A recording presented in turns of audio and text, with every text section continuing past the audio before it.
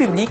Cette semaine, nous déshabillons en tout bien, tout honneur, quelques stars de la politique lorsqu'elles se mettent à nu.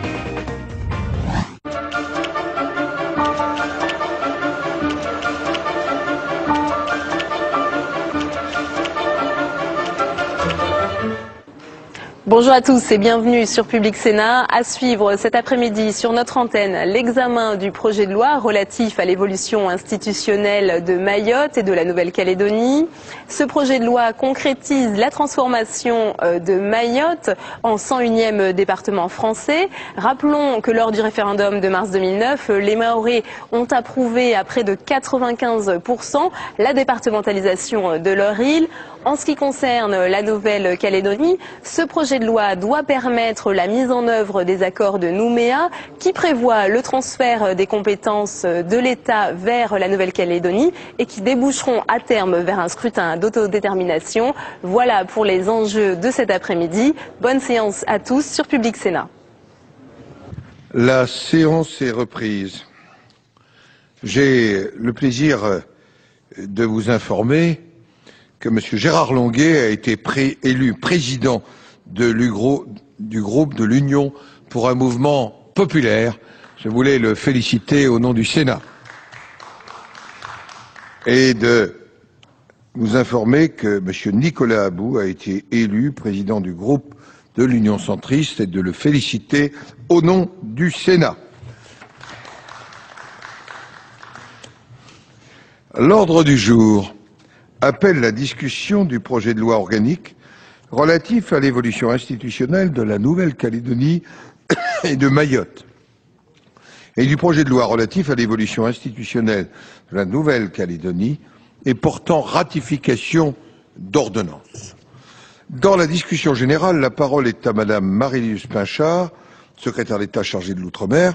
Je voulais, Madame la Ministre, puisque c'est votre première prise de parole dans cet hémicycle, vous souhaitez, sur ce texte, mais aussi pour la fonction qui vous a et la mission qui vous ont été confiées par le Président de la République, nos meilleurs vœux de réussite.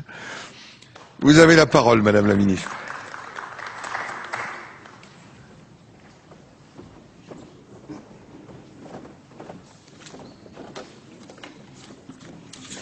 Monsieur le Président, Mesdames, Messieurs les sénateurs, nous allons examiner un texte qui porte effectivement sur l'évolution institutionnelle de la Nouvelle-Calédonie et de Mayotte. Les textes examinés par le Sénat, selon la procédure accélérée, marquent une étape importante pour la Nouvelle-Calédonie et Mayotte. Je sais que certains d'entre vous s'interrogent sur l'intitulé d'un texte qui porte à la fois sur l'évolution institutionnelle de Mayotte et sur la Nouvelle-Calédonie. Je voudrais vous rassurer. N'y voyez aucun message particulier du gouvernement. C'est la contrainte du calendrier parlementaire qui a conduit à cette présentation commune. Bien évidemment, chaque collectivité fait son propre cheminement comme le prévoit la Constitution. Ce sont deux trajectoires différentes que nous respectons et que nous accompagnons. Donc je voulais le dire au préalable. Ce texte de loi est une étape importante pour Mayotte, car le projet de loi organique consacre, ainsi que le prévoit notre Constitution, le changement de statut décidé par nos compatriotes le 29 mars dernier à 95%. La collectivité unique prendra la place des institutions existantes en 2011. Bien évidemment, les dispositions de la loi organique concernant Mayotte n'est qu'une étape. Il faudra d'autres textes ultérieurs qui vont être soumis au Parlement pour organiser la transition entre le régime actuel et la collectivité unique. À ce sujet, je voudrais signaler que le gouvernement souscrit à la rédaction nouvelle de cet article adopté par la Commission des lois, qui transcrit clairement le fait qu'à compter de mars 2011, une nouvelle collectivité sera en vigueur. Ce projet de loi est surtout une étape importante pour la Nouvelle-Calédonie. Les textes qui vous sont soumis sont dans la continuité de l'accord de Nouméa de 1998 et dans l'esprit de cet accord, car le consensus a toujours été le fil directeur de nos travaux. Tous les projets de loi, avant d'être soumis au Parlement, ont été nourris des travaux réalisés depuis 2006 en Nouvelle-Calédonie pour modifier le statut de cette collectivité. Il faut savoir que le comité des signataires du 2 février 2006 a confié à un groupe de travail réunissant l'ensemble des partenaires locaux le soin de faire des propositions sur une révision du statut. Les propositions ont été remises par ce groupe de travail et la grande majorité de celles ayant fait l'objet de consensus local sont reprises dans les actuels projets de loi. Alors vous le voyez, une partie importante du projet porte sur la modernisation du statut. Pourquoi? Car le statut actuel de la Nouvelle-Calédonie, issu des lois organiques et ordinaires du 19 mars 1999, est en effet antérieur à ceux de la plupart des collectivités d'outre-mer, à l'exception de Wallis et Futuna. Tous ont été élaborés ou mis à jour en 2007, alors que pour la Nouvelle-Calédonie, ce statut n'a pratiquement pas été révisé et il paraissait nécessaire d'harmoniser les règles qui ont vocation à être communes à l'ensemble des collectivités. Alors le texte propose des modifications qui portent notamment sur l'harmonisation des règles relatives à la consultation de la Nouvelle-Calédonie sur les projets de loi et les ordonnances, sur la création d'un véritable statut de l'élu. Je pense que tous les élus s'en féliciteront, garantissant une protection efficace, notamment au plan juridique. Ce texte prévoit l'institution de procédures d'expédition des affaires courantes et de modernisation des recours devant la juridiction administrative.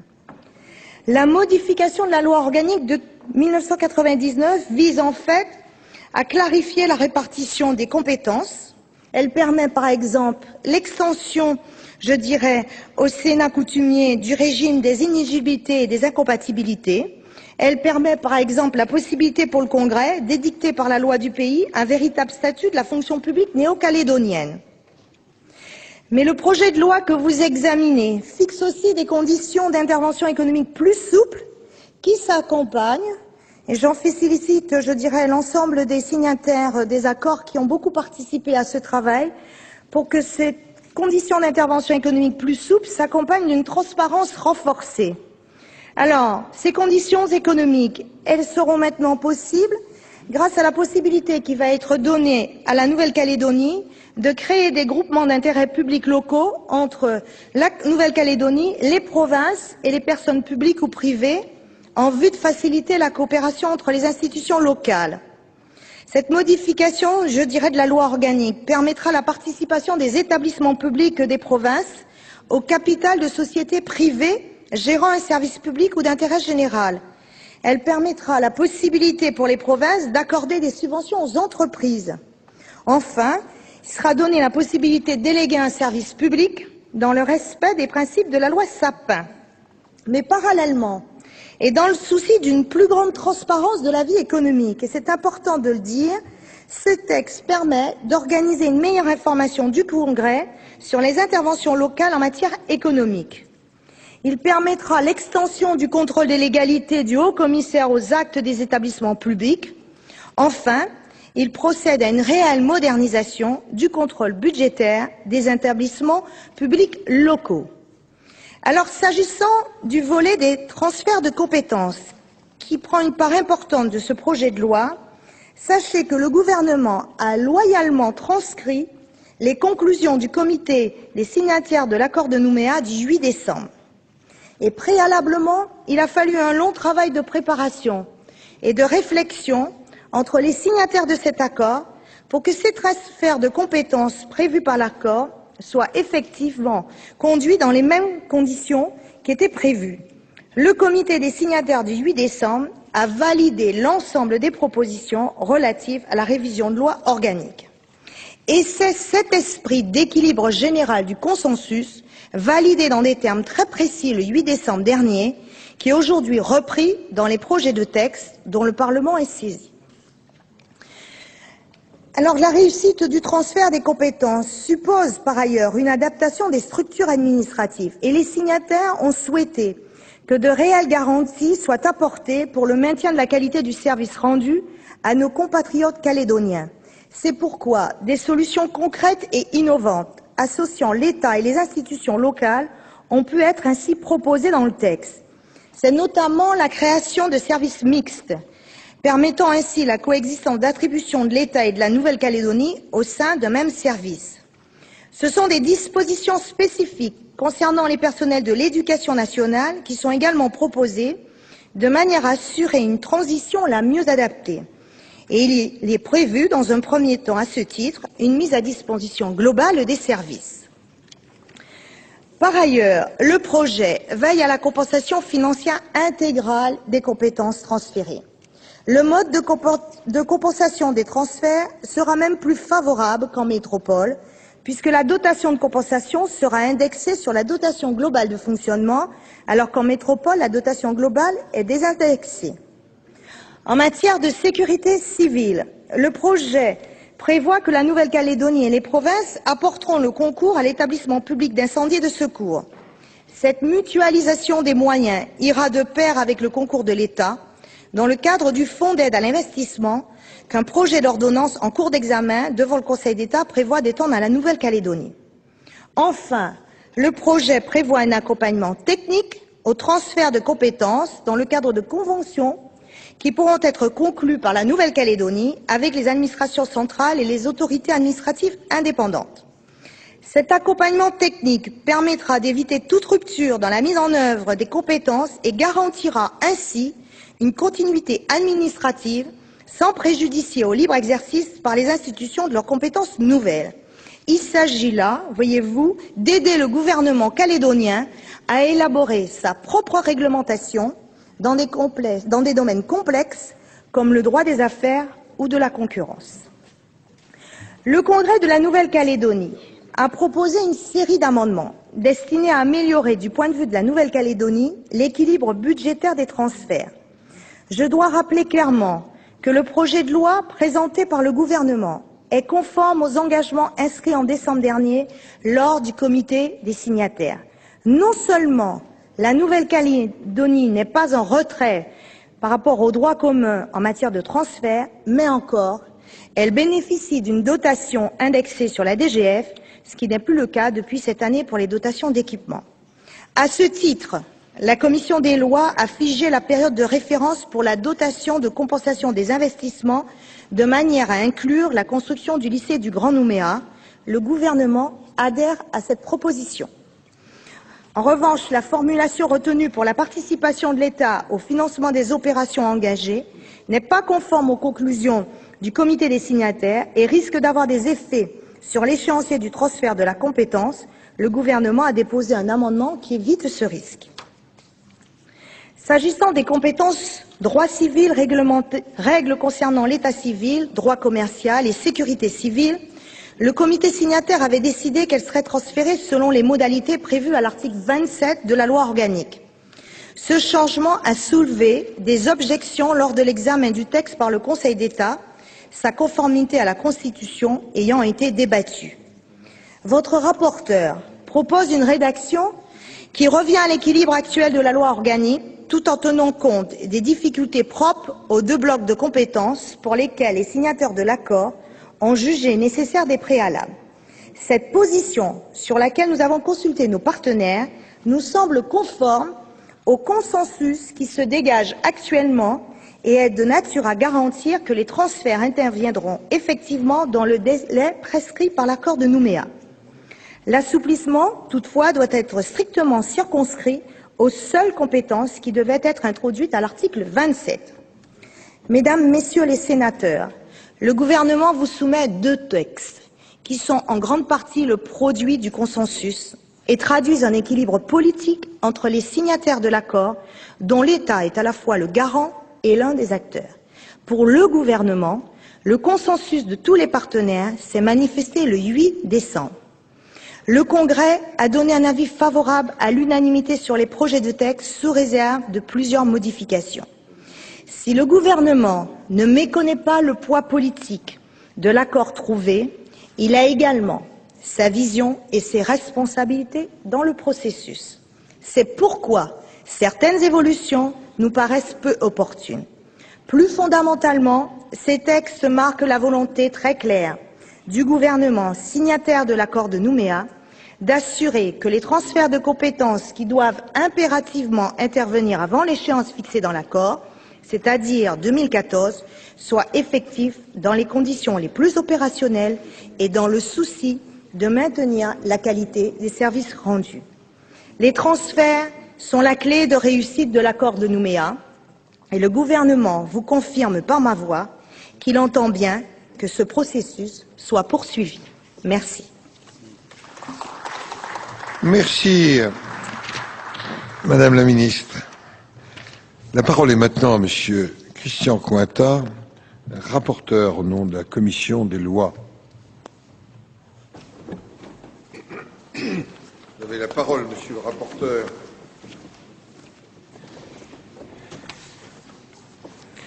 Monsieur le Président, Madame la Ministre, mes chers collègues, l'essentiel du débat qui s'ouvre devant nous porte sur deux points particulièrement importants, à savoir le transfert de compétences vers la Nouvelle-Calédonie et la départementalisation de Mayotte. Ces deux sujets n'ont aucun lien entre eux. Ils ne se trouvent dans le même véhicule législatif que pour de pures raisons de convenance pratique. Madame la Ministre nous l'a rappelé tout à l'heure. Nous pouvons certes comprendre ce souci de rationalisation, mais permettez-moi quand même, Madame la Ministre, de le regretter. La politique, surtout quand elle est sensible, est parfois plus simple quand elle n'est pas trop simplifiée.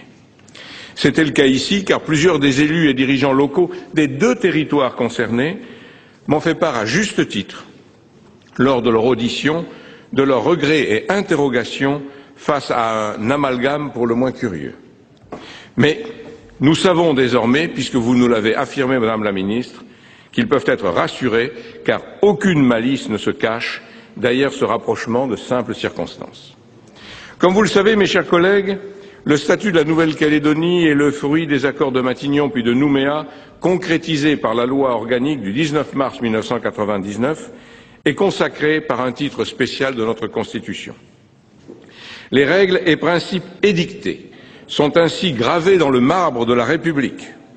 On peut d'ailleurs s'en féliciter, car ce dispositif institutionnel, quelles que puissent être les critiques qu'il a suscitées, accompagné par une volonté et un engagement des responsables calédoniens, toutes sensibilités confondues, majorité comme opposition, de travailler ensemble, a permis à ce territoire de retrouver depuis plus de 20 ans la paix, la prospérité et un important développement économique qui le place dans le peloton de tête, tout à fait en tête de la zone Océanie-Pacifique.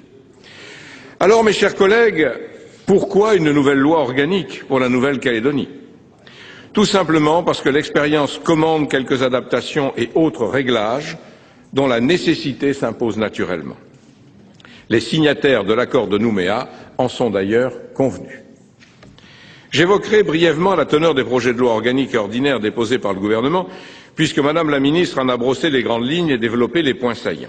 En fait, pour ce qui concerne la Nouvelle-Calédonie, l'objectif principal est de faciliter la mise en œuvre des transferts de compétences qui restent à accomplir avant 2014, autrement dit, avant la fin du mandat du Congrès qui vient d'être élu, et de définir les moyens techniques, humains et financiers que l'État pourra mettre à la disposition de la Nouvelle-Calédonie pour accompagner ces transferts.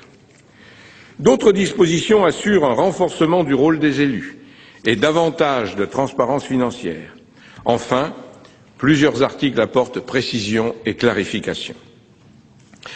Le projet de loi organique porte également sur la départementalisation de Mayotte. Quant au projet de loi ordinaire, il traite essentiellement d'ajustements techniques et propose la ratification d'une série d'ordonnances. L'accord de Nouméa fait l'objet d'un suivi régulier lors de réunions rassemblant les acteurs calédoniens et les représentants de l'État. La plupart des propositions retenues par le projet de loi organique reprennent les conclusions de ces comités du suivi et, bien entendu, le Congrès de Nouvelle-Calédonie a été consulté par le gouvernement. De son côté, votre commission des lois a mandaté votre rapporteur afin d'entendre les différents acteurs de la vie politique calédonienne, soit directement à l'occasion de leur passage à Paris, soit par le biais de vacations téléphoniques. Ainsi, presque tous les responsables ont été auditionnés, mais tous, en tout cas, avaient été invités à s'exprimer. Les aménagements proposés à la loi organique de 1999 portant statut de la Nouvelle-Calédonie concernent les Calédoniens, tant pour leur avenir que pour la maîtrise de leur destin, quel que soit celui pour lequel ils opteront le moment venu. Il a donc paru essentiel à votre commission et à votre rapporteur de suivre au plus près, chaque fois que possible, l'avis des élus du territoire. En effet, ce n'est pas à Paris que l'on connaît le mieux la réalité du quotidien en Calédonie. Ce n'est pas à Paris que l'on vivra les dispositions votées. Alors, dans le rapport que nous vous présentons, dans le texte que nous vous soumettons, mes chers collègues, nous avons tout simplement placé au centre de notre approche celles et ceux, majorité comme opposition, qui auront sur place la charge d'appliquer et de gérer les conséquences des lois que nous sommes en train d'adopter. La loi organique de 1999 prévoit dans son article 21 grand 3 toute une série de compétences à transférer au cours des mandats commençant en 2004 et 2009.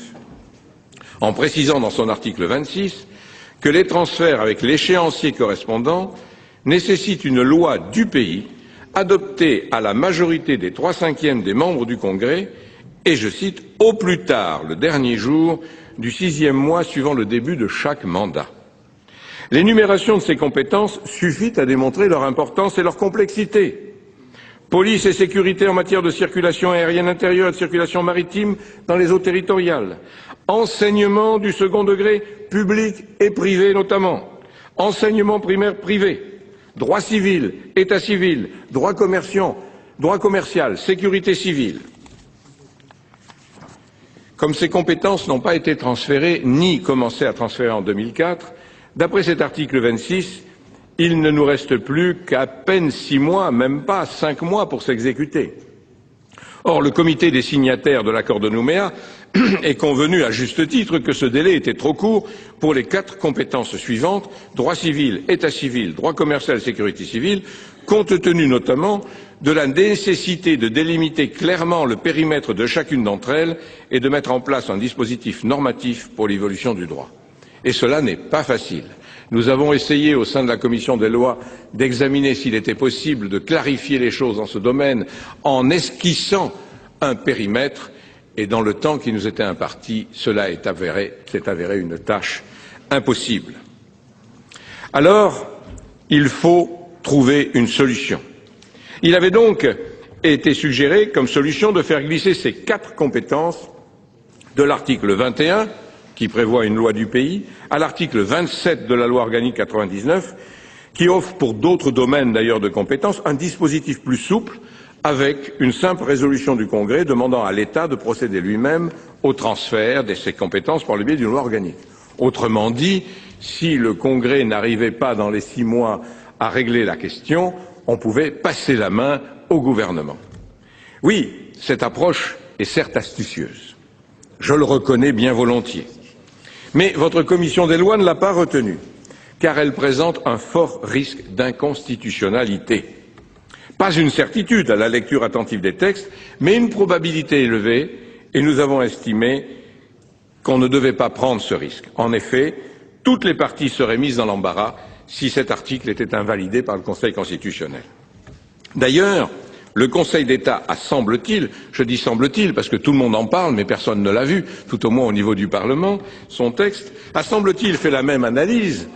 En effet, un tel dispositif ouvrirait la possibilité de retirer ces 4 compétences à la Calédonie, puisque le Parlement, par nature, pourrait s'opposer au transfert en ne votant pas la loi organique.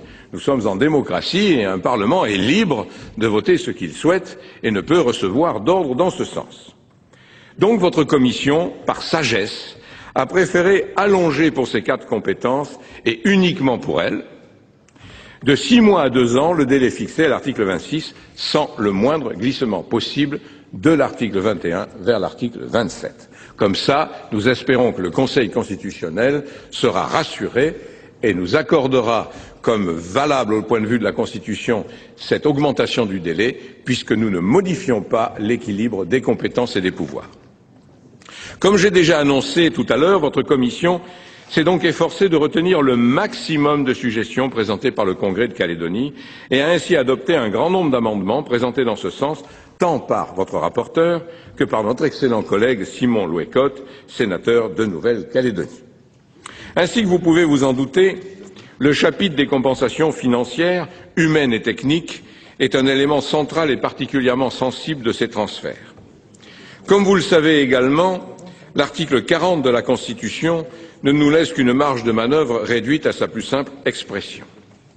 Nous nous sommes donc par essence limités aux seules propositions émises par le Congrès qui pouvaient franchir ce filtre inexorable. Depuis plusieurs années, différents textes de loi organiques et ordinaires ont adapté le statut et l'encadrement normatif de l'outre-mer. Votre commission des lois est très attachée à ce que ces aménagements restent cohérents entre eux et dénotent une volonté politique parfaitement lisible. D'autant plus que votre commission des lois l'a démontré régulièrement, est très attachée à l'outre-mer. Ainsi estime-t-elle que des situations absolument comparables appellent des réponses législatives analogues. Des adaptations du texte du projet de loi organique ont donc été introduites dans ce sens, notamment par rapport à la Polynésie, pour que la cohérence soit parfaitement visible. Votre commission a également insisté sur le renforcement du rôle des élus, en complétant le projet du gouvernement, qui est à saluer dans ce sens. Elle s'est aussi penchée sur la transparence financière et budgétaire et le contrôle qui doit en découler. Divers aménagements ont été apportés en matière d'inéligibilité et d'incompatibilité électorale. Enfin, votre commission, après un entretien approfondi avec le cabinet du président du Sénat coutumier, a estimé qu'il était nécessaire de mieux souligner le rôle de cette institution, qui représente un élément important de l'accord de Nouméa, comme souligner l'autorité de son président. En ce qui concerne Mayotte, le projet de loi organique ne comporte qu'un seul article, mais quel article? Puisqu'il transforme la collectivité de Mayotte en département à partir du renouvellement de son Conseil général en 2011. Comme je l'ai dit lors de mon propos liminaire, il est dommage que cet article ait été rattaché au dispositif relatif à la Nouvelle-Calédonie, et cela tant pour les uns, calédoniens, que pour les autres, maoris. Il fallait un projet de loi organique pour la Calédonie et un autre projet de loi organique pour Mayotte. Puisque tel n'était pas le cas, votre commission, à la suite de ses auditions avec les élus de Mayotte, a estimé qu'il n'était pas souhaitable, en définitive, d'aboutir à un article flottant relatif à Mayotte, quelque part dans l'immensité des lois organiques de la République. Mais au moins de rattacher cet article, pour qu'il soit clairement identifié, au Code général des collectivités publiques. Tel est le sens du texte retenu par votre commission des lois. Enfin, pour terminer mon propos par la loi ordinaire, qui est essentiellement de nature technique, dont votre commission des lois propose par ailleurs de requalifier une partie vers le niveau organique, je me limiterai à apporter un point qui me paraît important en ce qui concerne les pouvoirs du Parlement. Votre commission des lois vous propose de ne pas ratifier une ordonnance du 14 mai 2009. Je précise tout de suite qu'il ne s'agit nullement d'une quelconque opposition avec les choix opérés dans ce texte, ou du moins pour l'essentiel du texte, par le gouvernement, mais d'une réaction forte, et je le dis clairement, à l'attitude de notre commission des finances. En effet, après plusieurs auditions avec les parties prenantes, votre rapporteur avait suggéré à la commission des lois de ratifier l'ordonnance à l'exception de l'un de ses articles qui supprimait une aide de l'État, minime par ailleurs et pratiquement jamais utilisée, dont les bénéficiaires n'avaient été ni consultés ni informés et protestaient de cette attitude à juste titre. Cela donc pour inviter l'État à prendre contact avec les personnes intéressées et ensuite procéder aux ajustements nécessaires qui pouvaient très bien d'ailleurs aboutir au même résultat. J'avais donc déposé un amendement dans ce sens. Or, la commission des finances a opposé l'article 40, tenez-vous bien mes chers collègues, au motif que l'entrée en vigueur de l'ordonnance incriminée avait supprimé une charge que l'amendement de votre rapporteur réintroduisait et qui tombait, de fait, sous le coup de l'article 40. Or, je tiens à vous souligner, mes chers collègues, que le pouvoir de ratifier ou non une ordonnance relève constitutionnellement du Parlement. Ce serait très grave que, par le biais de l'article 40, on revienne à retirer ce pouvoir de ratification d'une manière ou d'une autre au Parlement. Pour que ce droit ne soit donc ni supprimé ni altéré, Votre commission des lois n'a pas eu d'autre choix que de refuser la ratification de l'ordonnance dans sa totalité, ce qui revient d'ailleurs à réintroduire la fameuse charge incriminée. Ça devient un peu ubuesque, si vous me pardonnez l'expression. Il serait donc temps, mais je le dis tout de suite, ces propos ne sont pas prononcés maintenant en tant que rapporteur, mais en tant que sénateur, puisqu'ils n'engagent que moi. Il serait donc temps que l'on fixe enfin un cadre et des normes claires pour l'application de l'article 40, qui puisse donner toute sa place à l'intérêt bien compris de la nation, comme au bon sens, dans le respect de la Constitution. Monsieur le Président, Madame la Ministre, mes chers collègues, votre commission des lois vous invite donc à approuver son rapport, complété et enrichi par une série d'amendements que nous examinerons lors de la discussion des articles. Comme vous le savez, dans les sujets importants et sensibles, c'est par la force des idées, la volonté de partage, l'ouverture aux autres, rechercher la compréhension des autres et à comprendre ses partenaires. C'est par le dialogue et la conviction que l'on peut progresser dans l'intérêt de tous. C'est ce que nous cherchons à faire, le gouvernement, comme votre commission des lois et, je l'espère, le Parlement, dans l'intérêt bien compris de la Calédonie, de Mayotte et de la France, dont elles font partie, et j'espère pour l'instant qu'elles y resteront aussi longtemps que possible. Comme le disait d'ailleurs Jean-Marie Djibaou, la puissance de l'esprit est éternelle, et je crois que c'est ce qui va nous guider cet après-midi. Merci. Merci, Monsieur le rapporteur. Dans la suite de notre discussion générale, la parole est maintenant à Madame Anne-Marie Escoffier, groupe du Rassemblement démocratique et social européen.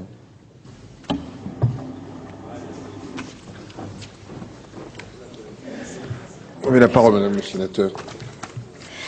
Monsieur le Président, Madame la Ministre, Monsieur le Président de la Commission des lois, Monsieur le rapporteur, le texte que nous discutons aujourd'hui ne sera sans doute pas, dans cette session extraordinaire du Parlement, celui qui retiendra le plus l'attention de l'opinion publique, mais il n'en demeure pas moins essentiel, dans la mesure où sa portée concerne directement 2 territoires de la nation, même s'il compte géographiquement parlant parmi les plus éloignés, puisque relevant de ce qu'il est convenu de nommer les territoires ultramarins, je veux parler de l'île de Mayotte et de l'archipel de la Nouvelle-Calédonie.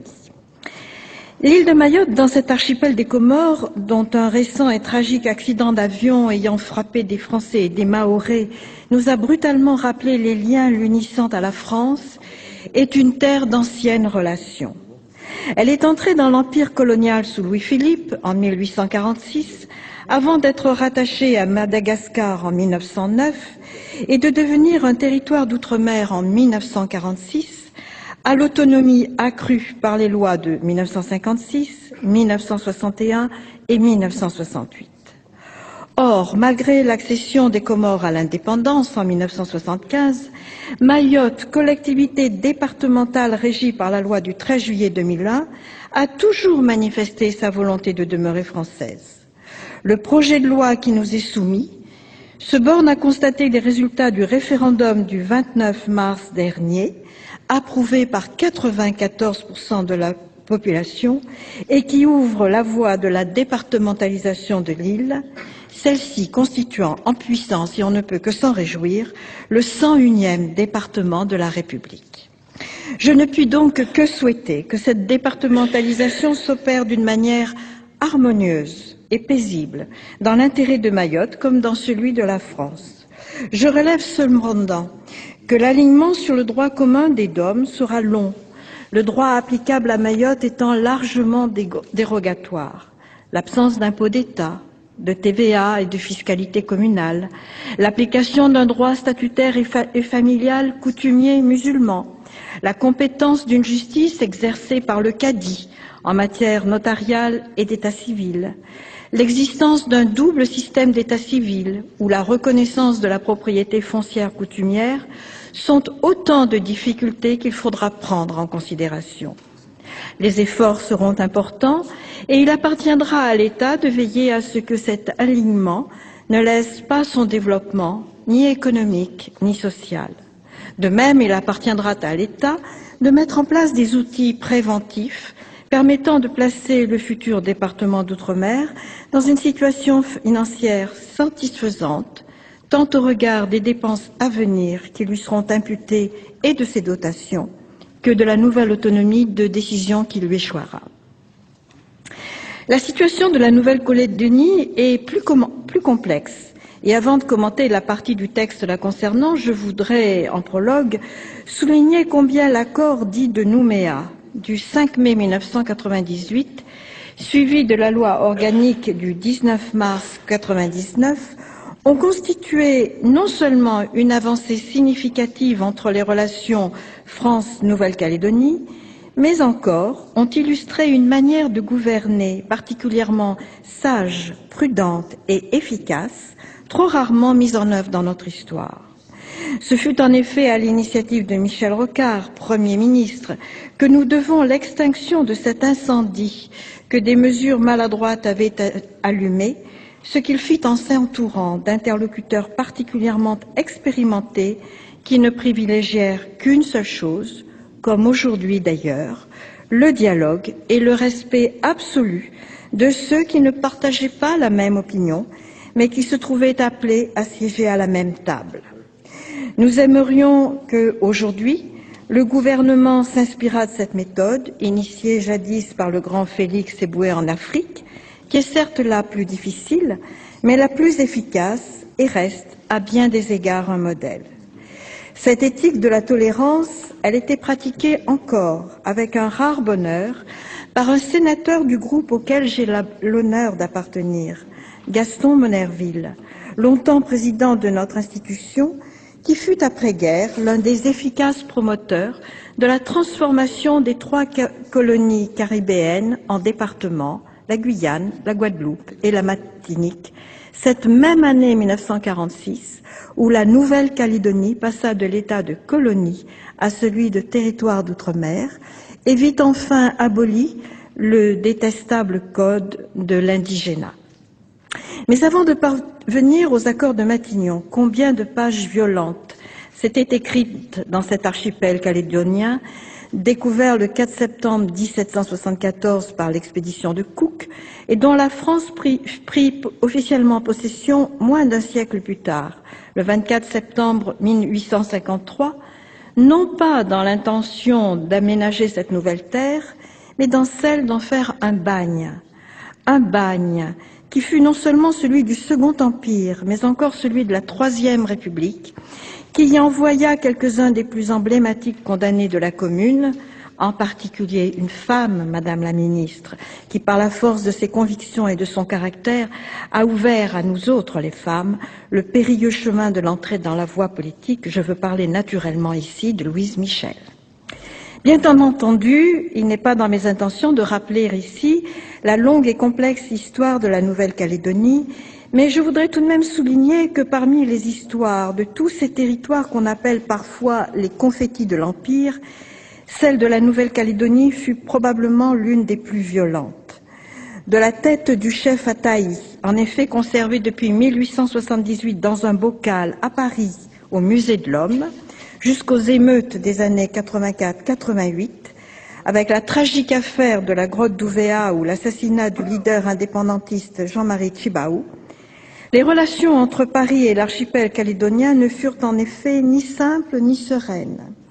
Tout cela était sans doute la conséquence d'un schéma évolutif complexe, mêlant indistinctement le bagne, le nickel, la pêche à la baleine, le développement des grandes propriétés au seul profit de quelques-uns, et la non-reconnaissance par une république éradicatrice et glottophage de la spécificité de la culture kanak. C'est dire, une fois de plus, combien après la loi Defferre de 1956, la loi Stirn de 1974 et la loi du 4 mai 1984, l'accord de Matignon de 89 fut exemplaire. Un peu moins d'une décennie plus tard, l'accord dit de Nouméa, qui suivit en 98 avec la loi organique du 19 mars 99, prévoyait la mise en place progressive d'une autonomie forte avec des transferts de compétences successifs hors les missions régaliennes de l'État et participait à la construction d'un destin commun et à la mise en place d'une citoyenneté calédonienne. Et c'est précisément la suite de l'application de ce dernier accord qui nous occupe aujourd'hui, une nouvelle décennie plus tard, au terme de 4 années de travaux préparatoires sous l'autorité du Haut-Commissaire en Nouvelle-Calédonie, en concertation avec les autorités de l'archipel, dont les conclusions ont été approuvées, in fine, au mois de décembre dernier par le comité des signataires de l'accord de Nouméa.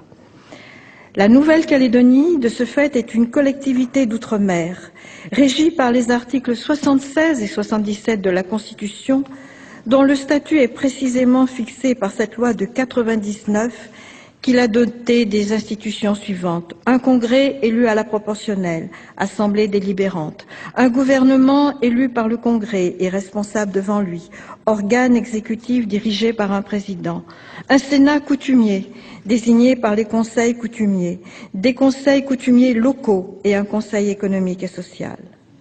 Un mot pour souligner l'intérêt qu'offre la reconnaissance du droit coutumier qui concerne particulièrement l'état des personnes et le droit de la famille. Un droit coutumier qui, effectivement, s'il n'est pas conforme à l'idée du droit positif que se faisait Étienne Portalis, dont le regard nous accompagne dans cet hémicycle, n'en est pas moins un sage garant de la paix sociale et culturelle et montre qu'une république sereine est celle qui sait empiriquement s'adapter aux situations et non imposer un modèle non conforme à des sensibilités différentes de celles de la métropole. Ce projet de loi organique a d'abord pour but de faciliter les transferts de compétences prévus par l'accord de Nouméa et d'actualiser l'organisation institutionnelle de l'île à travers 3 axes principaux. Le premier met en action une organisation plus progressive des transferts pour permettre au Congrès de mettre en œuvre des préalables. Le deuxième renforce les garanties pour le droit à compensation et la mise à disposition des services par la modification des règles de calcul et la complète réorganisation des transferts de services. Le troisième instaure une complémentarité entre les services de l'État et ceux de la Nouvelle-Calédonie. Ce texte a également mission de moderniser les institutions de Nouvelle-Calédonie en ouvrant de nouvelles possibilités d'intervention dans la vie économique locale aux collectivités publiques de la Nouvelle-Calédonie, en s'inspirant, on ne peut que s'en réjouir, des dispositions déjà applicables en Polynésie française. Enfin, au niveau institutionnel, ce texte actualise opportunément le droit applicable aux élus en matière de remplacement, d'indemnité, de protection, d'incompatibilité et d'inéligibilité. Ces nouveaux transferts marquent une étape importante dans la perspective du référendum d'autodétermination qui sera organisé entre 2014 et 2018 et vise à lui permettre d'effectuer une sorte d'apprentissage de ces nouveaux outils dans la perspective éventuelle d'une future indépendance. L'ensemble des compensations financières sera en revanche indexé sur la DGF qui, on le sait, va connaître dans les prochaines années un tassement important en raison de la modification du calcul de l'enveloppe normée qui n'intègre plus que la seule inflation. Et ce ne sera pas le seul problème que devra affronter l'archipel qui, d'une part, ne reçoit aucune compensation particulière, mais encore aura bien du mal avec le transfert des personnels TOCS, techniciens ouvriers de service. En revanche, constitue des points positifs la possibilité donnée à la collectivité de Nouvelle-Calédonie et aux provinces de prendre des participations en capital dans des sociétés privées chargées d'une mission de service public ou d'intérêt général, de créer des GIP ou des SEM locales, tout en soumettant ces personnes publiques à la plupart des dispositions de la loi Sapin. La réforme des collectivités locales, enfin, l'intéressera particulièrement puisque l'intercommunalité constituera un autre outil de poids pour aider les communes les plus pauvres en leur permettant de mutualiser leurs moyens. Écrit dans une logique qui, depuis 2 décennies, s'inscrit clairement dans le domaine du consensus, ce texte ne peut que recueillir l'approbation des élus des 2 bords de notre Haute Assemblée, traditionnellement ouverte aux intérêts des collectivités locales et territoriales, ainsi qu'aux libertés dont doivent pouvoir jouir sans réserve nos compatriotes, à quelque territoire qu'ils appartiennent, dans le respect de leurs spécificités. Pour autant, ce projet de loi n'était sans doute pas parfait à l'origine, ce qui a conduit la commission des lois et son excellent rapporteur à revoir la rédaction et le nombre de certains de ces articles par l'adoption de plus de 45 amendements dont je suis sûre le gouvernement saura mesurer l'intérêt. C'est pourquoi, sous réserve de l'acceptation de ces amendements, le groupe RDSE votera un texte qui s'inscrit dans la tradition humaniste qu'il a toujours défendue et s'adapte au plus près aux besoins de nos compatriotes calédoniens, lointains par la distance, mais proches par le cœur. Merci, Madame le Sénateur. La parole est maintenant à Monsieur Bernard Frimat pour le groupe socialiste.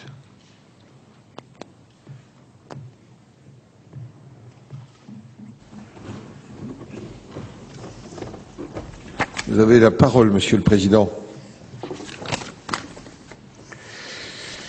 Monsieur le Président, Madame la Ministre, mes chers collègues, l'histoire a retenu que ce sont deux gouvernements dirigés en 1988 par Michel Rocard et en 1998 par Lionel Jospin, en liaison étroite avec tous les acteurs locaux qui ont fait évoluer positivement le dossier calédonien.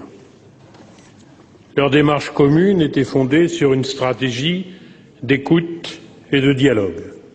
Tout le monde a encore en mémoire l'assaut en mai 88 de la grotte d'Ouvéa par l'armée et la gendarmerie, puis la mission dite du dialogue dirigée par le préfet Christian Blanc. Il n'y a pas eu de miracle soudain, mais une longue et lente approche des personnes et de leurs problèmes, et peu à peu une conviction que quelque chose était possible qui pouvait conduire à une sorte de décrispation en chaîne des mentalités et des réactions pouvant mener à la paix. Le 26 juin 1988, les partenaires calédoniens signent les accords de Matignon-Oudinot, avec une poignée de main historique entre Michel Rocard, qui était accompagné par notre ancien collègue Louis Lepinsec, ministre des Dom-Tom, Jacques Lafleur et Jean-Marie Tjibaou. Le processus de Matignon résiste à l'assassinat de Jean-Marie Tjibaou et de Yewéné Yewéné, survenu à Ouvéa le 4 mai 1989. Le scrutin d'autodétermination de 1988, désigné comme un référendum couperet, aurait pu mettre un terme à cette évolution pacifique. Il n'en a pas été ainsi, car les appréhensions des partenaires, attisées à l'approche de cette échéance, ont été surmontées. Sous l'action conjuguée du Premier ministre, Lionel Jospin, de Jean-Jacques Kéran, son secrétaire d'État à l'Outre-mer, ni le FLNKS, ni le RPCR n'ont voulu prendre la responsabilité de la division de la Nouvelle-Calédonie et des affrontements. La signature de l'accord de Nouméa, le 5 mai, traduit juridiquement par la loi du 19 mars, a doté la Nouvelle-Calédonie d'une organisation inédite, adaptée à son identité propre, faisant une large part à l'identité kanak, établissement une citoyenneté calédonienne au sein de la nationalité française et prenant en compte la nécessité du rééquilibrage économique et social du territoire, notamment par l'application de la notion d'emploi local. Il ne s'agit pas ici de détailler le fil des événements. La tâche revient aux chercheurs, aux historiens, aux acteurs de cette histoire qui continue de s'écrire chaque jour. Nous faisons simplement le constat que personne ne peut nier, qu'on peut simplement oublier de mentionner qu'il a été donné à la gauche de conduire l'évolution de la Nouvelle-Calédonie dans la voie de la réconciliation. L'évocation du passé permet d'illustrer une méthode gouvernementale qui a fait ses preuves et qui n'a heureusement jamais été remise en cause par les plus hautes autorités actuelles de l'État. Les déclarations du président de la République, du Premier ministre et de votre prédécesseur au secrétaire d'État à l'Outre-mer sont sans équivoque. Permettez-moi, une fois n'est pas coutume, alors pourquoi m'en priverais-je, de citer les propos de François Fillon devant le comité des signataires. Il déclarait « L'accord de Nouméa reste la feuille de route commune et constitue pour l'État un engagement ». La campagne électorale qui a précédé les élections provinciales de 2009 a montré que la situation calédonienne restait et reposait sur un équilibre qui restait fragile. Le climat politique s'est tendu, à droite comme à gauche. Néanmoins, chacun a assumé ses responsabilités dans le cadre d'institutions qui ont fait preuve une nouvelle fois de leur stabilité, parce que la logique de la collégialité et l'esprit de construction commune ont prévalu. L'État, pour sa part, doit tenir ses engagements. Il doit assumer son rôle en veillant à l'application loyale de l'accord de Nouméa, notamment en matière de transfert de compétences, mais aussi en agissant pour le rééquilibrage économique en Nouvelle-Calédonie. C'est parce qu'elle s'inscrit dans cette perspective et qu'elle respecte l'esprit et la lettre de l'accord de Nouméa que le groupe socialiste approuve les propositions du rapporteur et est prêt à adopter les textes proposés par la commission des lois. Si ceci nous donne satisfaction sur le fond, la forme dans laquelle le Sénat a été appelé à en délibérer n'en est pas moins inacceptable, même si je vous donne acte, Madame la Ministre, que ce n'est absolument pas de votre responsabilité. Les conditions d'examen du projet de loi organique et du projet de loi parlent d'elles-mêmes. Adoptés en Conseil des ministres le 17 juin, ces projets sont déposés le jour même sur le bureau du Sénat et transmis à la commission des lois. Le rapport de Christian Cointat est adopté le 24 juin, 7 jours après. Et je salue, je dirais, à travers lui, l'administration de la commission des lois pour le remarquable travail qui a été effectué, et je salue lui d'avoir réussi à produire un rapport dont tout le monde reconnaît la qualité. Mais ce n'est pas parce que le rapport est de qualité que l'administration a bien fait son travail que nous devons travailler dans des conditions qui sont insupportables, d'autant plus que tout doit être terminé au cours de cette session extraordinaire. Nous sommes bien loin, Monsieur le Président, de la revalorisation des travaux parlementaires, dont on nous rabattait les oreilles lors de la révision constitutionnelle. Cette révision était censée assurer à la première assemblée saisie, nous en l'occurrence, un délai incompressible de 6 semaines entre le dépôt du projet de loi et son examen en séance publique. Le rétrécissement la dépasse, je dirais, en matière de lessivage, tout ce qu'on peut imaginer. De 6 semaines, nous sommes réduits à 3 semaines et à 1 semaine au niveau de la Commission. Bien sûr, sauf procédure accélérée. La procédure accélérée, mes chers collègues, est devenue la règle ordinaire d'organisation des débats. Elle nous avait été pourtant présentée comme un recours exceptionnel, appelé à limiter les abus de l'ancienne procédure d'urgence. Or, de fait, la procédure accélérée supprime la navette parlementaire. La commission mixte paritaire devient le lieu d'élaboration du texte définitif sans débat public, alors qu'elle devrait, selon la Constitution, se limiter à être une instance de compromis pour les quelques points encore en désaccord à l'issue d'une navette normale. Quels que soient les arguments avancés pour justifier une telle situation, le fait que le Sénat n'ait disposé que d'1 semaine pour examiner les 42 articles du projet de loi organique, les 10 articles du projet de loi simple n'est pas admissible. Le rapporteur a parlé, en cultivant avec un art que je salue la litote, je cite, de délai d'examen excessivement court, alors qu'il a été contraint de réaliser ses auditions et d'élaborer ses propositions en quelques jours.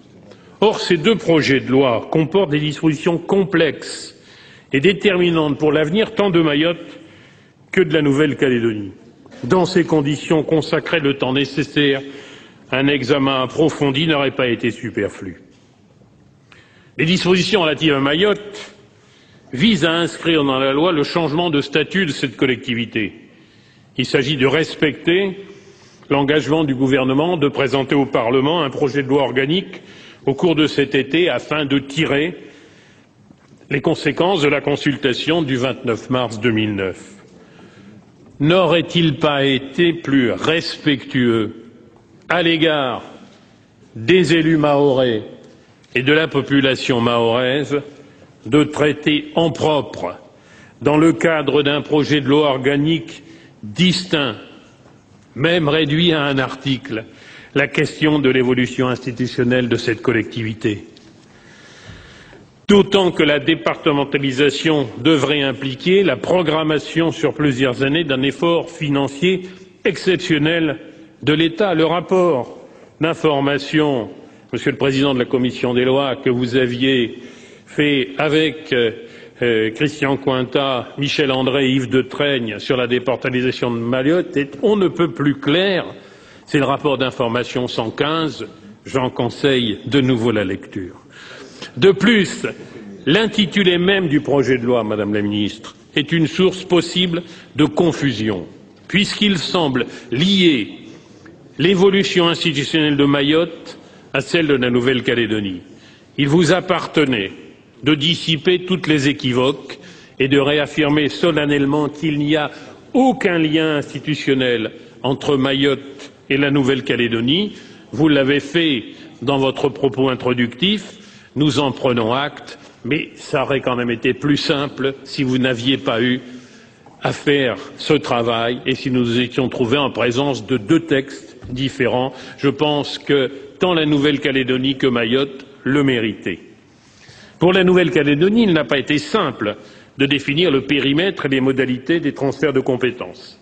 Ces projets de loi sont le point d'aboutissement d'un long processus d'élaboration.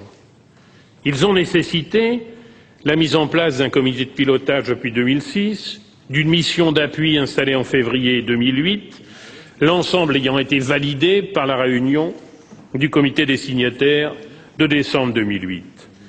Conformément au relevé de ces conclusions, de cette réunion, l'État a promis d'accompagner la Nouvelle-Calédonie pour l'exercice des compétences dont le calendrier de transfert est modifié. Cet accompagnement doit faire l'objet de deux protocoles.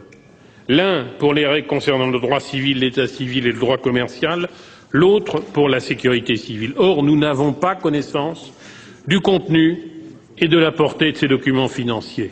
Cette absence d'information altère inévitablement l'appréciation d'ensemble que nous pouvons porter sur la réforme.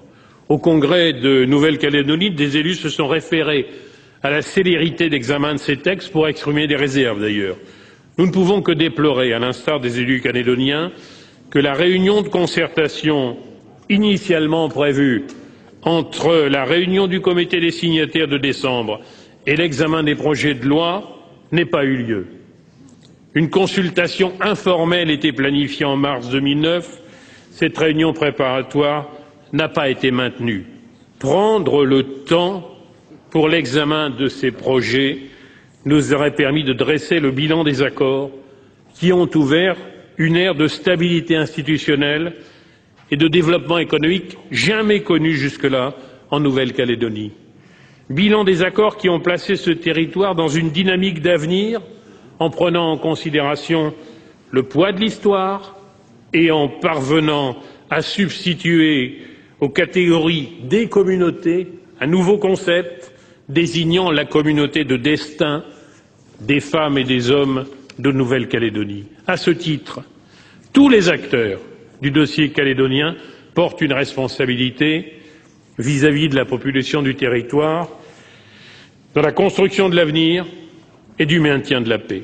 Le Parlement a pleinement joué son rôle dans l'évolution institutionnelle de la Nouvelle-Calédonie, car c'est sur cet héritage en devenir, deux mots qui semblent en apparence opposés, mais qui sont porteurs de sens au regard de l'histoire du territoire. C'est sur cet héritage en devenir qu'il convient de veiller. En dépit de toutes ces insuffisances de forme, et elles sont nombreuses, les projets de loi présentés reçoivent notre accord sur le fond. Ils sont la traduction des propositions approuvées par le dernier comité des signataires.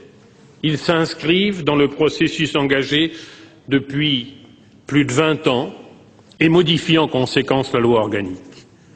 La question de l'organisation progressive des transferts des compétences de l'État à la Nouvelle-Calédonie mérite une attention particulière et j'y reviendrai.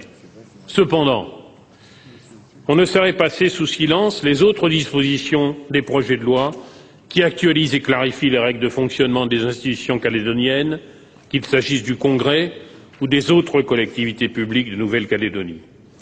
Certaines dispositions viennent consolider la stabilité institutionnelle en garantissant la continuité des exécutifs de la Nouvelle-Calédonie et des provinces. De nouveaux outils d'intervention économique sont mis en place. Ils devraient favoriser le rééquilibrage entre les provinces. Les procédures budgétaires et les dispositions relatives aux finances locales sont rendues plus transparentes. Le contrôle est conforté avec le renforcement des pouvoirs de la Chambre territoriale des comptes, ainsi qu'avec l'adaptation et l'extension des recours administratifs. Le statut des élus calédoniens, membres du Congrès, des assemblées des provinces et conseillers municipaux est actualisé et amélioré. Enfin, les mesures relatives à l'état civil qui encadrent les modalités de changement de statut des personnes viendront accroître la sécurité juridique de l'état civil en Nouvelle-Calédonie. Le rapporteur s'est attaché à compléter, voire à amplifier les mesures inscrites dans ces projets de loi. Nous nous en réjouissons. Il convient de souligner qu'il s'est montré attentif aux commentaires émis par l'ensemble des personnes auditionnées ainsi qu'aux observations exprimées par le Congrès. Mais les travaux de la Commission ont mis en évidence la difficulté d'examiner ces projets de loi sans disposer de la totalité des informations permettant au Sénat de se prononcer en connaissance de cause. Comme les élus calédoniens, qui ont tous dénoncé cette carence, les sénateurs n'ont pas été destinataires des protocoles d'accompagnement du transfert des compétences. Plusieurs amendements relatifs au calcul de la compensation financière des charges liées au transfert des compétences en matière d'enseignement se sont vus opposer l'irrecevabilité de l'article 40. Notons sur ce point que le rapport numéro 490 de M. Cointat deviendra assurément, mes chers collègues, un collector parlementaire. Donc, n'hésitez pas à dévaliser, je dirais, le bureau de la distribution. Pourquoi?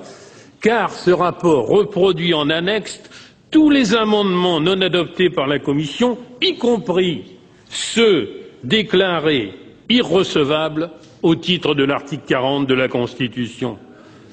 Le 24 juin. Or, le 25, le lendemain, la décision du Conseil constitutionnel sur notre règlement, dont tout le monde a pu apprécier le caractère humoristique de certaines considérations, la décision du Conseil constitutionnel a considéré que tout amendement frappé de l'irrecevabilité financière ne peut être publié, distribué, mis en discussion, le contrôle de recevabilité devant être effectif et systématique au moment du dépôt, y compris auprès de la Commission saisie au fond. Je m'interroge, parce que finalement, plus l'article 40 montre son incapacité à protéger la France d'un déficit de plus en plus majestueux, plus le Conseil constitutionnel en souhaite une application rigoureuse, limitant le pouvoir des parlementaires et le rôle du Parlement. Curieux paradoxe. Et quant à tout cela, mes chers collègues, on ajoute la capacité imaginative de la Commission des finances du Sénat, telle que nous l'a expliqué tout à l'heure Christian Cointat. Je pense qu'effectivement, la lecture d'Alfred Jarry n'est pour nous à ce moment-là qu'une consolation. Toutefois, la Commission, Monsieur le rapporteur, n'est pas restée sourde aux préoccupations exprimées par le Congrès et a modifié le projet de loi organique afin de renforcer certaines garanties financières. Cela concerne, et ce n'est pas négligeable, les modalités d'application du terme de la mise à disposition gratuite des personnels de l'enseignement, le choix de la période de référence pour les déterminations de la compensation des charges d'investissement et enfin la continuité du financement des projets lancés par l'État avant transfert de la compétence, ce qui permettra d'assurer le financement de la construction des lycées de Mondor et de Poimbu. Les accords de Matignon prévoyaient un partage des compétences entre l'État, les provinces et le territoire de la Nouvelle-Calédonie pour toute la durée des accords.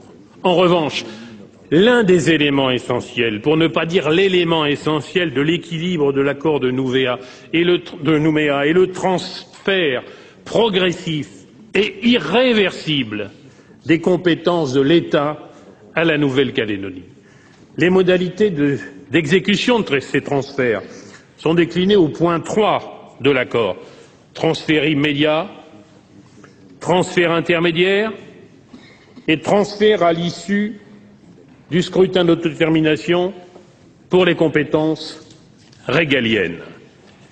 Les matières à transférer au cours de l'étape intermédiaire, correspondant au mandat des congrès institués en 2004 et 2009, sont visées, vous le rappeliez, monsieur le rapporteur, au troisièmement de l'article 21 de la loi organique. L'article 26 précise que les compétences transférées et l'échéancier des transferts doivent être définis par une loi de pays adoptée à la majorité des 3/5 du Congrès, au plus tard le dernier jour du sixième mois suivant le début de chaque mandat. L'exécution de ces transferts intermédiaires ayant accusé un retard en 2004, la loi de pays relative à ces transferts doit donc intervenir impérativement dans l'état actuel du texte avant le 30 novembre 2009. Pour des raisons pratiques et opérationnelles, il est apparu dès les travaux préparatoires que les compétences en matière de droit civil, de règles concernant l'état civil, de droit commercial et de sécurité civile nécessitaient un délai supplémentaire. Le dernier comité des signataires a ainsi unanimement, et vous le rappeliez, approuvé un glissement de ces matières de l'article 21 à l'article 27 de la loi organique afin de permettre au Congrès de ne pas être soumis à ce délai de 6 mois. Pourtant, bien que ce scénario du transfert des compétences ait été élaboré dans le consensus, la solution retenue, dont la traduction est inscrite aux articles 1er et 3 du projet de loi organique dans sa version initiale, comporte un risque de dénaturation de l'accord de Nouméa.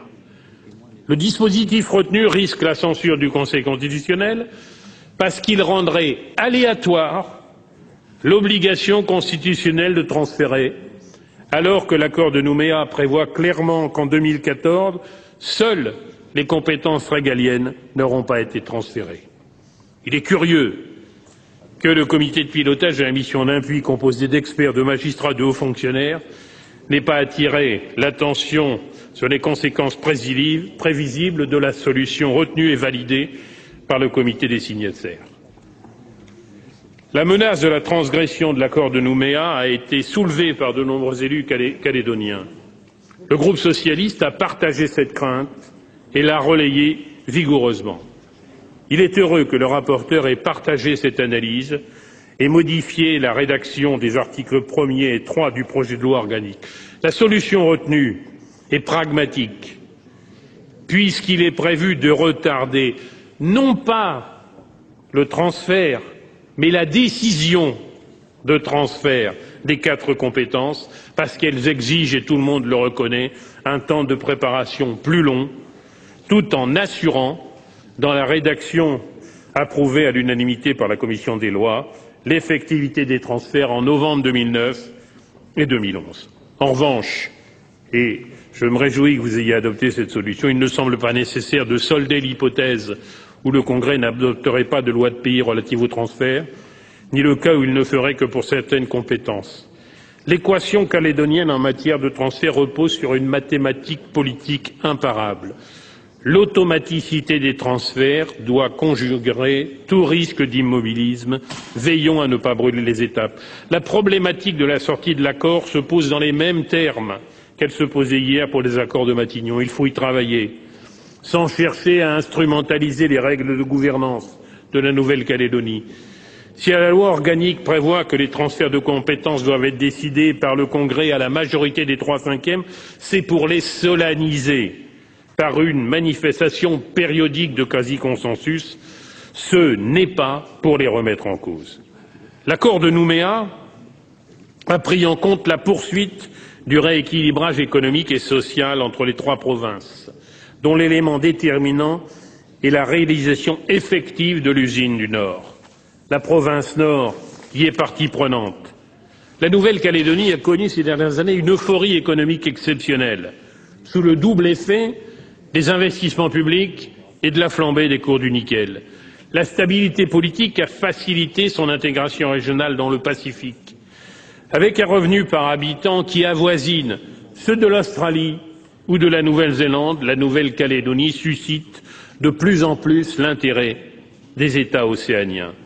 Mais aujourd'hui, rattrapée par la crise, elle risque de connaître une explosion sociale. Le creusement des inégalités constitue un risque politique majeur. Un quart, mes chers collègues, des ménages calédoniens vit sous le seuil de pauvreté relative. Le salaire minimum brut est égal à un peu moins de 70% de son équivalent métropolitain et une récente enquête de l'UFC Que Choisir a révélé que le panier de la ménagère était 96% plus cher qu'en métropole. Cette disparité crée une société à 2 vitesses.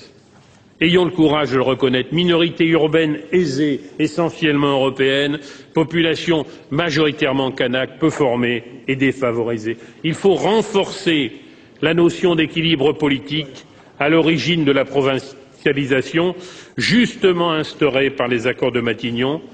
Et comment le renforcer? En développant par des projets structurants un rééquilibrage spatial. Celui-ci doit s'accompagner de politiques sociales volontaristes pour réduire les disparités importantes des niveaux de vie qui marquent toujours la société calédonienne et pour répartir plus équitablement les richesses locales. En conclusion, Monsieur le Président, au nom du groupe socialiste, je forme le double vœu que nous puissions adopter ces 2 projets de loi à l'unanimité pour donner à notre délibération toute la force nécessaire, et que l'Assemblée nationale ait la sagesse de ne pas remettre en cause le point d'équilibre ainsi trouvé. Ce serait à mes yeux la meilleure manière, mes chers collègues, Madame la Ministre, de confirmer les acquis du passé et d'assurer en Nouvelle-Calédonie les voies d'un avenir pacifique. Je vous remercie. Merci, Monsieur le Président. La parole est maintenant à notre collègue Adrien Giraud pour le groupe de l'Union centriste. Vous avez la parole, mon cher collègue.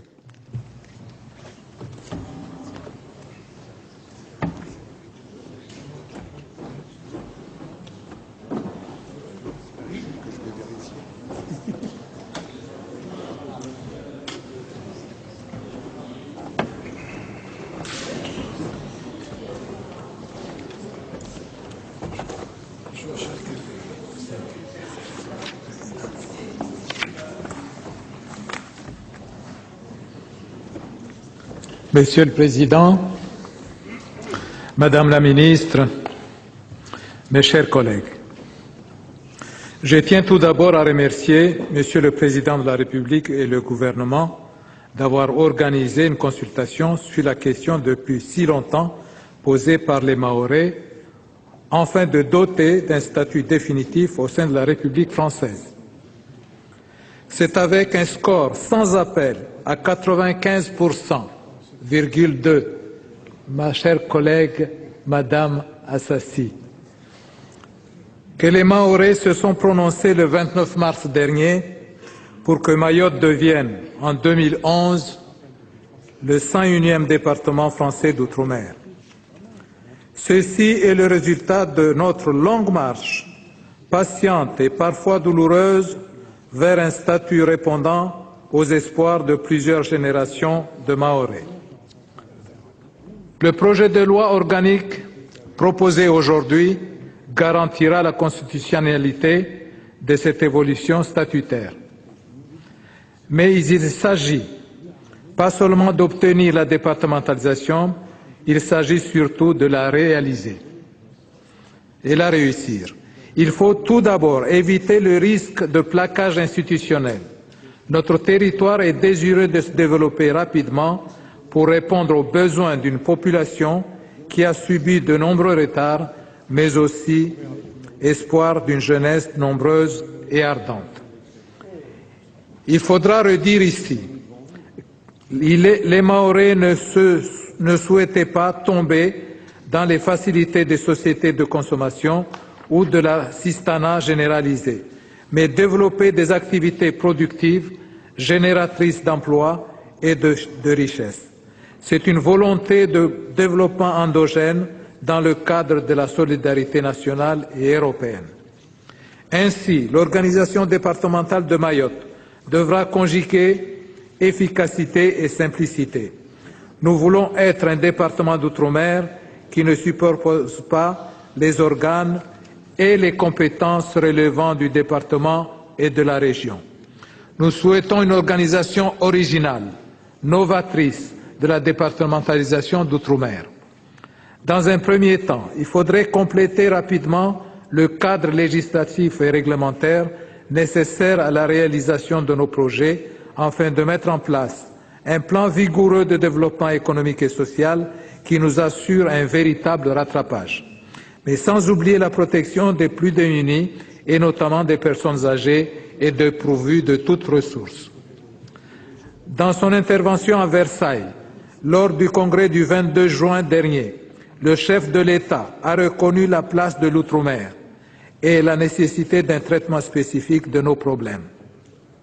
Il s'agira donc d'adapter à notre situation particulière ce nouveau cadre institutionnel si l'on veut éviter les dangers d'une assimilation trop théorique ou oublieuse de nos spécificités insulaires.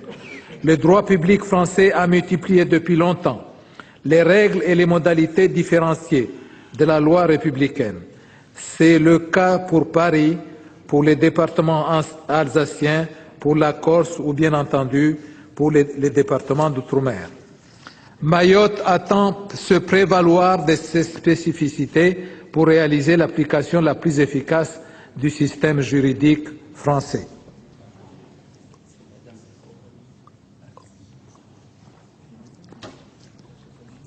Bien au-delà du plan de relance élaboré par le gouvernement, il sera nécessaire de programmer à moyen et long terme les opérations de restructuration et de modernisation de l'économie mahoraise. À cet égard, les équipements nécessaires au fonctionnement du deuxième quai du port de Longoni et l'allongement de la piste aérienne sont les opérations prioritaires pour son désenclavement et le développement de ces échanges. Il est nécessaire d'en finir avec le sempiternel refrain des études préalables et jamais terminé pour entrer enfin dans le domaine de réalisation. Les États généraux de l'outre-mer ont ouvert la voie. Ils s'inscrivent dans la continuité de la consultation sur la départementalisation. L'intérêt pour ces États généraux est croissant à Mayotte. La population veut maintenant participer à l'élaboration du nouveau statut. Il est devenu urgent de concrétiser toutes ces bonnes intentions pour préparer la transformation de Mayotte en statut d'outre-mer français à partir de 2011. En un mot, Mayotte a besoin d'un véritable plan de son économie qui regrouperait la relance des activités agricoles et vivrières, la modernisation de la pêche et un vigoureux programme de formation de la jeunesse. Il est donc essentiel de poursuivre activement l'effort entrepris depuis plusieurs années. En effet, l'effectif croissant des enfants scolarisés et l'augmentation du niveau de nos étudiants sont à coup sûr des indices les plus encourageants. L'éducation est le meilleur fondement du progrès de Mayotte. Il est cependant regrettable que les efforts réalisés par l'État au niveau de l'éducation nationale soient partiellement réduits par la présence massive d'enfants clandestins que nous avons l'obligation de scolariser. Il est essentiellement d'assurer une juste application du contrat de projet de Mayotte 2008-2014 dans un esprit de solidarité et dans une volonté de responsabilité partagée qui sont les meilleurs gages de progrès. Madame la ministre, je souhaiterais qu'une régularisation intervienne au bénéfice de tous les fonctionnaires de l'État et du nouveau département de Mayotte. En effet, selon l'article 2 de la loi 50-772 du 30 juin 1950, les personnels civils et militaires en service dans les territoires relevant du ministère de l'Outre-mer doivent recevoir une indexation de leur salaire. Cette indexation a cessé de s'appliquer à Mayotte en vertu de l'article 9 du décret 78-119 du 12 décembre 1978. Or, tous les agents publics des autres territoires et départements d'outre-mer continuent pourtant de bénéficier d'une indexation de leur salaire. Les fonctionnaires de Mayotte réclament donc le rétablissement légitime de l'indexation des salaires. Il s'agit bien sûr de réparer cette discrimination, Madame la Ministre, mais c'est surtout de compenser la cherté de vie à Mayotte. Je prendrai à ce propos un exemple. Fin décembre 2008, l'indice des prix de la zone franche entière, métropole plus DOM, n'a augmenté que de 1% en glissement annuel, contre 5,1% à Mayotte. J'ai déjà posé cette question au gouvernement en 2008 et à votre prédécesseur, mais je n'ai reçu aucune réponse satisfaisante. Il est également anormal aujourd'hui de constater qu'au moment de l'intégration des fonctionnaires de Mayotte dans la fonction publique, l'administration ne veut pas tenir compte de leur ancienneté alors qu'ils ont servi l'État et la collectivité durant 30 à 50 ans.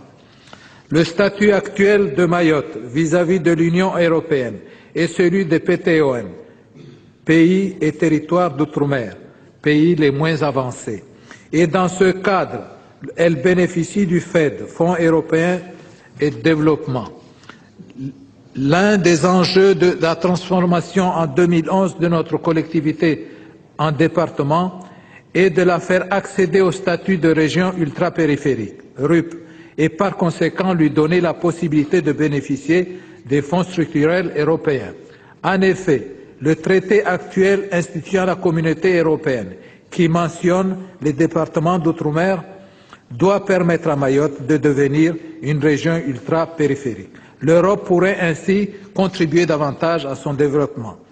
Aussi, dans le cadre du traité actuel, cela suppose une ferme volonté politique du gouvernement ainsi qu'un engagement et un soutien auprès des institutions communautaires.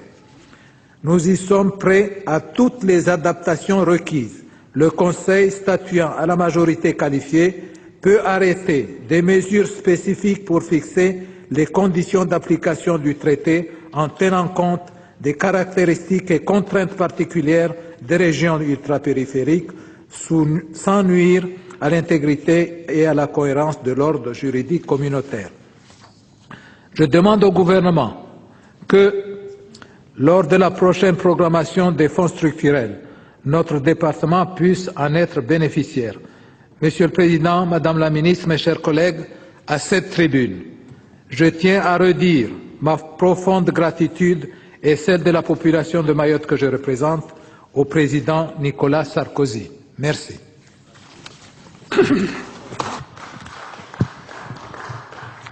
Je vous remercie, chers collègues. La parole est à Madame Éliane Assassi.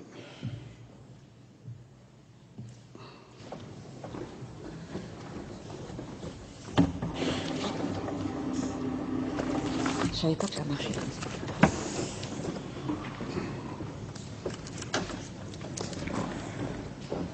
Monsieur le Président, Madame la Ministre, mes chers collègues, les sénatrices et les sénateurs du groupe communiste républicain et citoyen ont toujours soutenu l'évolution institutionnelle de la Nouvelle-Calédonie. Ce territoire, peuplé depuis 4000 ans par des tribus d'origine mélanésienne, a été annexé par la France en 1853. Le peuple kanak a ainsi été dépossédé de ses terres. Le travail obligatoire lui a été imposé comme des taxes et autres mesures niant ses droits. À partir de 1946, année où la Nouvelle-Calédonie devient un territoire d'outre-mer, les contours d'une certaine autonomie se dessinent, mais une autonomie dont le contenu varie en fonction des gouvernements en place en métropole. Les révoltes de la population kanak sont ainsi fréquentes dans un climat de violence opposant les deux communautés principales, kanak et européennes, jusqu'aux terribles événements de 1988 survenus sur l'île d'Ouvéa, et durant lesquels 21 personnes trouvèrent la mort. Les tensions politiques s'apaiseront après la signature des accords de Matignon le 26 juin 1988 qui rétabliront la paix et la stabilité institutionnelle. Si le référendum sur l'autodétermination qu'il prévoyait n'a pas eu lieu 10 ans après, des négociations sur l'avenir institutionnel du territoire sont engagées et aboutissent le 5 mai 1998 à la signature de l'accord de Nouméa. Cet accord, dont le préambule évoque, je cite, « les ombres de la période coloniale », est déterminant, puisqu'il reconnaît l'identité du peuple kanak et engage la Nouvelle-Calédonie vers la pleine souveraineté. Le 8 novembre 1998, ce sont près de 60% des Néo-Calédoniens qui approuvent l'accord de Nouméa. C'est un long processus qui s'est donc mis en place en 1998, que la France se devait d'accompagner démocratiquement.